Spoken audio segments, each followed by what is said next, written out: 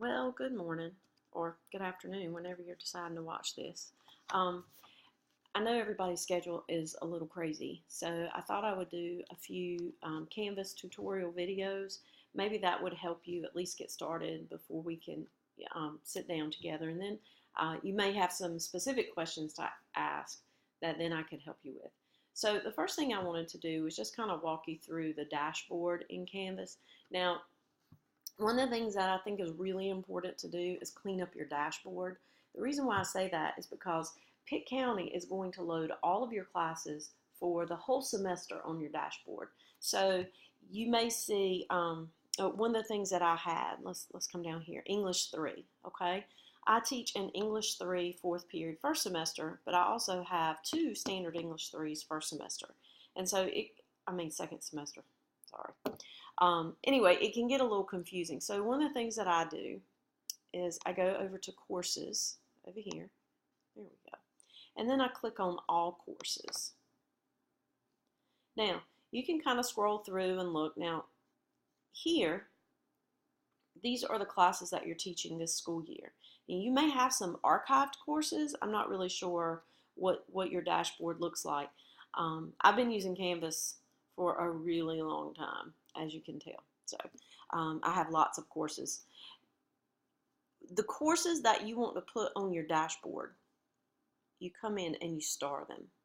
Okay, so like if I wanted this language and comp to appear on my dashboard, I don't because that's my second semester class, but if I did, I would just click there. Now the star is colored and I know it'll show up on my dashboard. I don't want that, so I'm going to unclick it. Okay.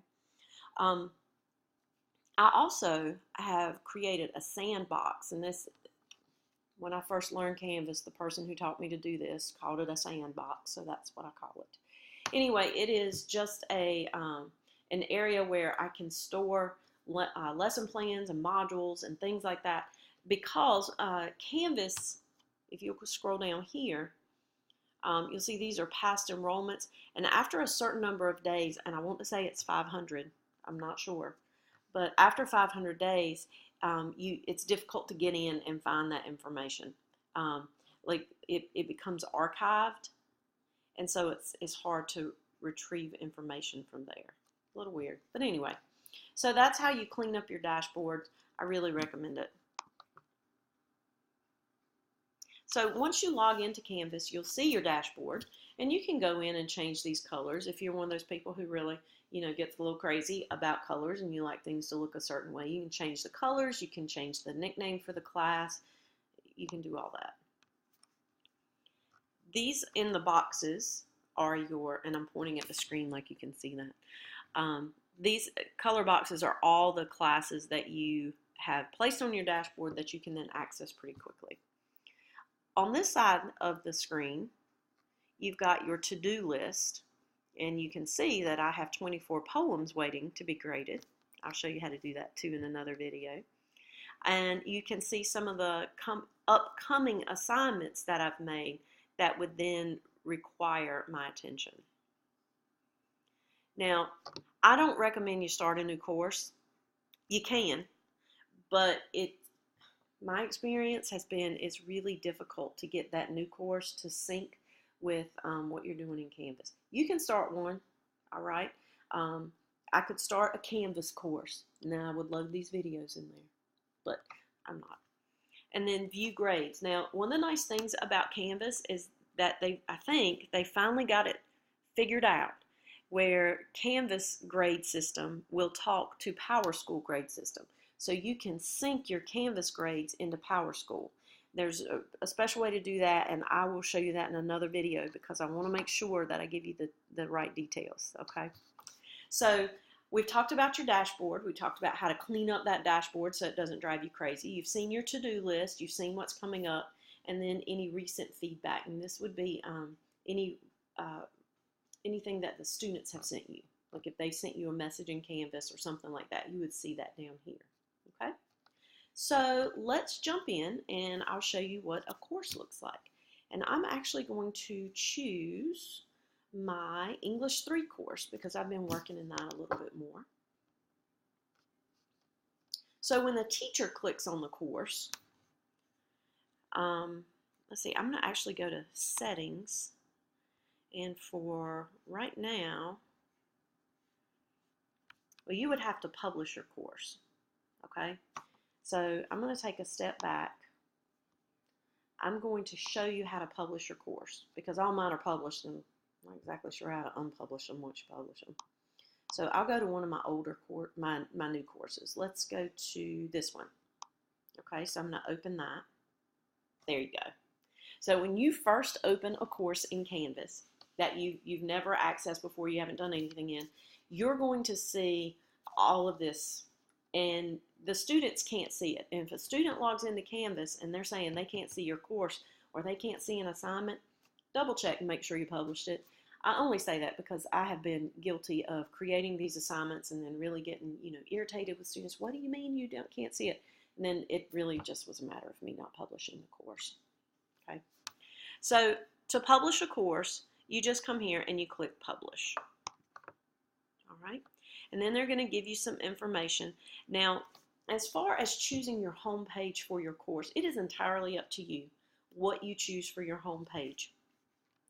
I don't recommend, and it really just kind of depends on what you want to do.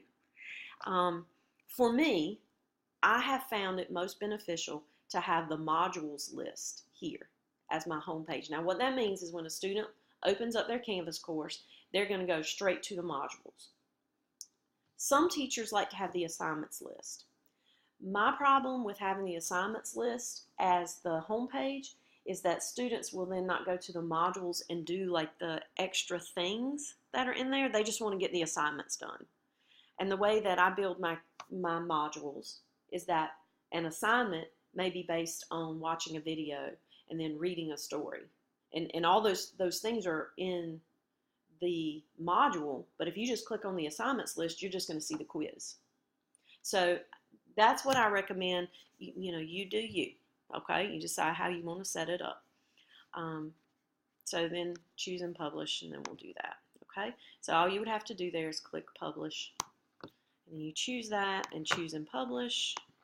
And it's probably not going to publish my course because this is one for second semester. And it's probably going to hold it out. But that's how you publish the course, okay? And once the course is published, then it will look like this, okay? And so this is, since I have my home page set up to be my module page, okay? They'll see the modules. And I'll show you what students are actually going to see. And you can do this too. Once you've published the course, if you'll go to settings down at the bottom, and there's several things you can do here. Now, Pitt County has been lovely. They've got all the courses that are created, everything set up to coincide with the Pitt County Schools calendar. So you don't really need to do anything in settings unless you want to. You come over here and click Student View. And then you'll notice you've got this purpley pink box at the bottom, and it says that you're currently logged into Student View. You can reset the student, because your name now, when you're logged in as a student, you are now test student, okay? And then you can leave student view. But when a student logs in, this is what they're going to see, okay? Now, this test student has not completed the poem for Two Voices. And you'll see there's a little indicator there that the assignment is overdue. So that's kind of helpful to them. Then there's a reflective essay where they have to complete all the items in the module. I'll show you how to do all that later. And then this means that they've started, but they still have to complete all the items. The student will also see their to-do list. They will see anything coming up. And if the student has received any feedback or any grades from the teacher, that will appear over here in on the right side of the screen as well. Okay? So today what we've talked about in this little video is how to clean up your dashboard, how to publish your course. I've shown you what the student view looks like. And I'll go back into settings. I'm going to leave the student view, because you may want to clean up all the stuff over here in the left navigation screen that students can see. I feel like this is a lot of stuff for students to look at because they're just going to click through it.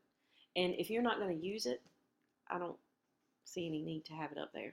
So what I do, and I haven't done it for this class, so this will be a good lesson. And see if I can remember how to do it. Okay, you'll come to not sections, but to navigation.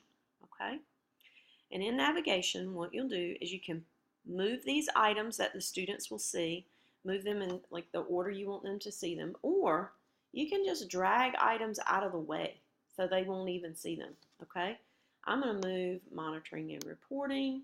I'm even going to move Google Drive. Now, the reason why I don't do Google Drive, and I'll show you how I get students to submit assignments. I'll do all that with you. Unless Canvas has changed a lot over the last year, Google Drive can be glitchy with Canvas. Okay, you may have a completely different experience. I know business folks, y'all are smarter than I am when it comes to this technology. So you may be able to tell me what I can do to make my Google Drive and students' Google Drives work better. I'm just going to move it out of the way. Okay.